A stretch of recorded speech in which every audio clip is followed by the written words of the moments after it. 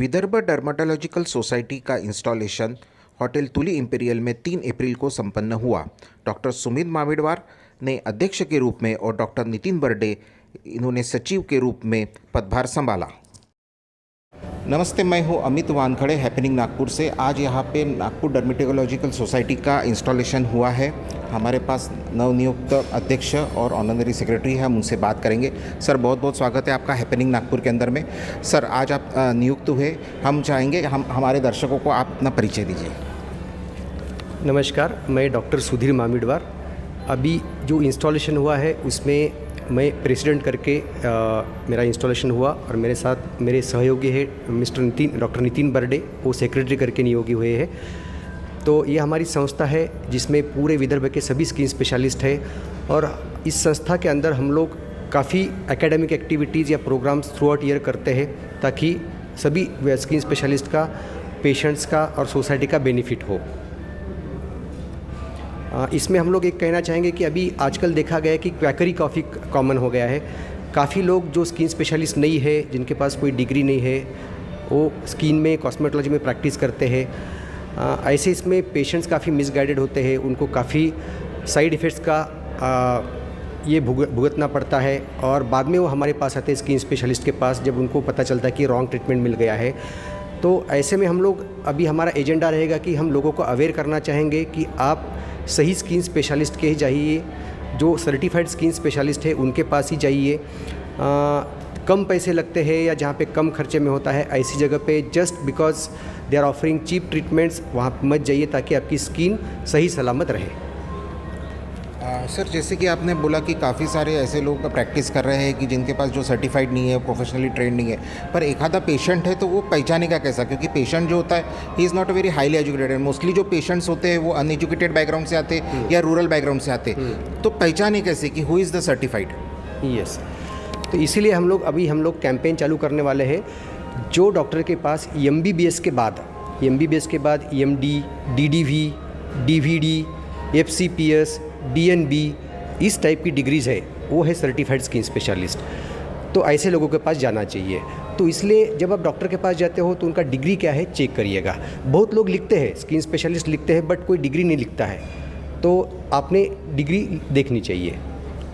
Sir, कई बार ऐसा होता है कि कोई पेशेंट अगर डॉक्टर को उसकी डिग्री पूछता है तो डॉक्टर को गुस्सा आता है, उसको ऐसा लगता है कि ही इज़ इंसल्टिंग मी।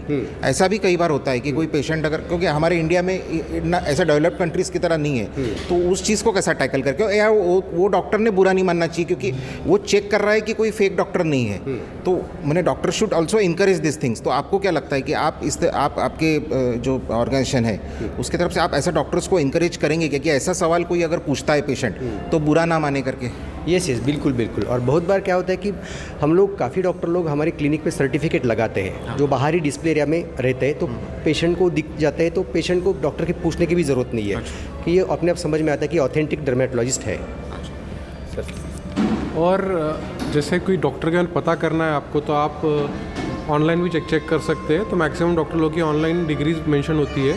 साथ ही में हम VDS वाले जो हमारा एसोसिएशन एक वेबसाइट लेके आ रहे हैं जिसमें आप हमारे जो भी डॉक्टर्स रहेंगे स्किन से एसोसिएटेड, जो जेन्युइन डॉक्टर्स है उनकी लिस्ट रहेगी और आप तुरंत फाइंड आउट कर पाएंगे कि डॉक्टर जेन्युइन है कि नहीं। आपके एसोसिएशन की कोई ऐसी वेबसाइट? एक वेबसाइट अभी हमारी आने वाली है जिसमें हम ये सब चीज़ें बता पाएंगे कि आप उसमें आप खुद ही जाके चेक कर सकते हो। लोकेट भी कर पाएगा अपने पास में? हाँ, जो डर्मेटोलॉजिस्ट नियर मी करके ऐसा उसमें रहेगा, उसमें वो लोकेट भी कर पाएंगे। हमारे साथ है नवनियुक्त ऑनरेबल सेक्रेटरी साहब, हम उनका भी परिचय लेंगे। सर, आपका परिचय? मेरा नाम डॉक्टर नितिन बर्डे है और मैं भी अभी हमारा जो VDS फंक्शन हुआ, ये नई टीम 2022-23 के लिए मैं ऑनररी सेक्रेटरी का नियुक्त हुआ हूँ।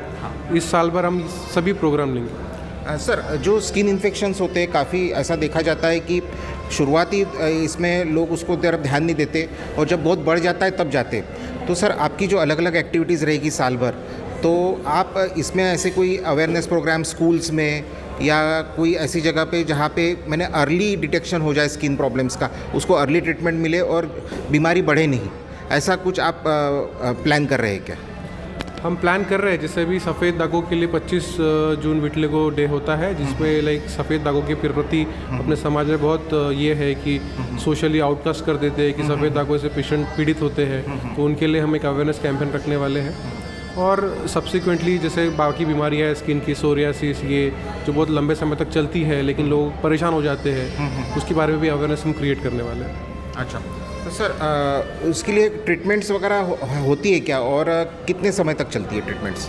आजकल तो बहुत नई नई चीज़ें आ चुकी है, जैसे सोरियासिस है, पहले बहुत लंबी बीमारी कही जाती थी, बट अभी नए नए बायोलॉजिकल्स और नए ड्रग्स आए हैं, उसकी वजह से ये बीमारियाँ जल्दी कंट्रोल होती है और पेशेंट बहुत अच्छी लाइफ जी सकता है। इवन सफ़ेद दागों के लिए भी नए नए ट्रीटमेंट ऑप्शन आए हैं, दवाइयाँ है, इवन सर्जिकल अप्रोच भी बहुत डेवलप हुए हैं, जिसकी वजह से हम कलर वापस ला सकते हैं और आपको बिना चिंतित हुए ट्रीटमेंट लेके आप नॉर्मल हो सकते हैं।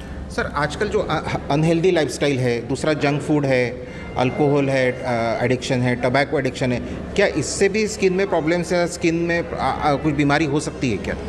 जी ज़रूर, जैसे अभी अनहेल्दी लाइफस्टाइल होती है तो बच्चे आजकल ज़्यादा जंक फूड खाते हैं, तो उनके इसमें एक्ने का प्रमाण, हेयर लॉस के इश्यूज़, ये सब नए नए इशू क्रिप अप हो रहे हैं। तो जैसे पोल्यूशन हम फेस कर रहे हैं, जिसकी वजह से नॉर्मली भी जैसे लोगों को सफ़ेद बालों का प्रॉब्लम बहुत लेट होता था 40 के बाद, आजकल आप वो 12-13 साल के बच्चों में भी देख पाते हैं, बिकॉज इनका न्यूट्रिशन अच्छा नहीं रहता है और न्यूट्रिशन की कमी होने की वजह से इनको ये सब बीमारियां होती है। तो ये इस पे भी हमको ध्यान देना ज़रूरी है।